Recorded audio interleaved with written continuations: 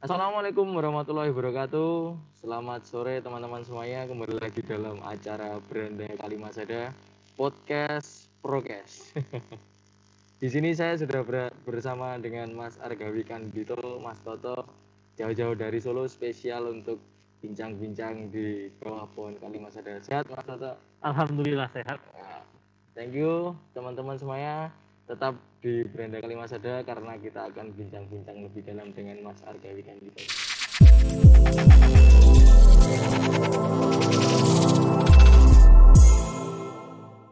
Kembali lagi di Beranda Kalimasada, sudah bersama Mas Argawi Kandito, seorang young scientist, betul Mas?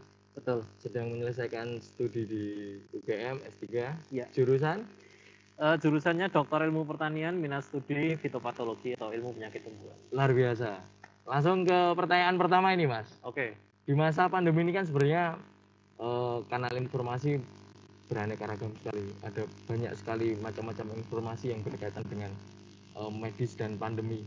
Bahkan mungkin bisa kita katakan pseudoscience banyak sekali ya Mas, karena informasi yang beraneka ragam dan bahkan mungkin bisa kita sebut banyak sekali orang-orang yang tidak berkompeten di bidang itu juga memberikan argumen dan narasi yang sangat-sangat bermacam-macam. Ini menurut Mas Argawi Kandito, seorang saintis, menanggapi informasi mengenai pandemi ini bagaimana Mas Argawi? Oke. Jadi sebelum aku jawab, aku disclaimer dulu. Jadi aku bukan orang medis ya. Aku orang pertanian. Tapi kebetulan karena studi kami itu adalah di penyakit tumbuhan, saya pikir ada hal-hal yang beririsan di sana. Misalnya kalau sekarang di dalam konteks pandemi ini kita seringkali dengar istilah misalnya epidemi. Nah, di tumbuhan itu juga ada epidemi penyakit tumbuhan misalnya. Sekarang ada istilah pandemi. Di kami di penyakit tumbuhan itu juga ada istilah pandemi. Jadi saya kira ada hal-hal yang beririsan di sana. Jadi saya memberanikan diri untuk bicara mengenai bagaimana kita mencari info yang baik di tengah pandemi seperti ini. Itu sih. Disclaimer-nya seperti itu. Nah, info yang baik itu seperti apa? Info yang baik itu adalah info yang kita dapatkan dari sumber-sumber yang terpercaya.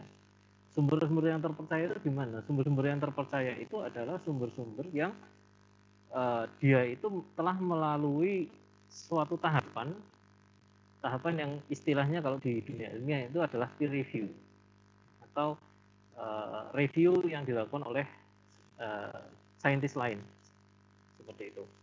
Nah, ketika suatu informasi itu sudah reviewed, ya sudah direview oleh saintis, oleh kelompok-kelompok saintis, kemudian dirilis dalam sebuah jurnal ilmiah atau bahkan mungkin dalam konteks kebijakan, ya kebijakannya WHO misalnya, nah, itu sudah kita bisa menggaransi itu bahwa itu adalah info yang benar, meskipun karena yang kita hadapi dalam pandemi ini itu adalah sesuatu yang baru, virus yang baru, kita tidak memiliki informasi sebelumnya tentang virus ini. Oleh karenanya mungkin informasinya dalam perjalanan waktunya ya, secara kronologis itu akan berubah-ubah. Akan ada informasi-informasi tambahan seperti itu. Tidak mengherankan kebijakan terkait pandemi ini juga tiap hari bisa jadi berubah seperti itu. Ya, artinya dengan berbagai macam narasi yang kemudian dirilis oleh berbagai macam pihak, artinya di sini juga ada kecenderungan untuk bahwa ini dibuat atau dikontrol karena pseudoscience soal informasi pengobatan dan lain sebagainya, bisa kita sebut juga sebagai pandemi informasi juga ya Mas? Betul. Nah, pandemi informasi ini terjadi karena kita itu mendapatkan terlalu banyak informasi yang bersifat misinformasi. Nah, kenapa kita bisa mendapatkan misinformasi itu? Kita mengalami itu karena saking banyaknya arus yang kita terima, arus media yang kita terima, itu kemampuan kita menangkapnya dan menerjemahkannya ya, itu kemudian karena terbatas juga, terus kemudian kita lontarkan kembali ke ruang publik, itu menjadi amplifikasi dari Ya. misinformasi itu. Kalau saya menanggapi Mas, ada banyak sekali narasi yang bahkan dokter sekalipun juga memberikan argumen mengenai bagaimana alternatif pengobatan atau alternatif medis untuk masyarakat bisa lakukan ketika mereka mungkin salah satunya mengalami gejala-gejala virus corona, masyarakat yang kena virus corona itu bagaimana Mas? Karena belum tentu juga ketika seorang dokter ini kemudian memberikan narasi yang betul atau sesuai dengan kaidah-kaidah ilmiah medis. Menurut Mas Toto bagaimana Mas? Kalau menurut saya, jika seseorang itu terinfeksi corona, gitu, yang harus dilakukan itu ya ikuti perintah dokter, gitu. Ikuti saran dari dokter, carilah dokter yang sudah sudah terpercaya lah. Kita sekarang di media sosial kita itu ada beberapa tokoh ya, yang kemudian mengakibatkan distraksi dalam masyarakat seperti itu. Betul. Jadi kita tidak perlu menyebutkan siapa, Ya. tetapi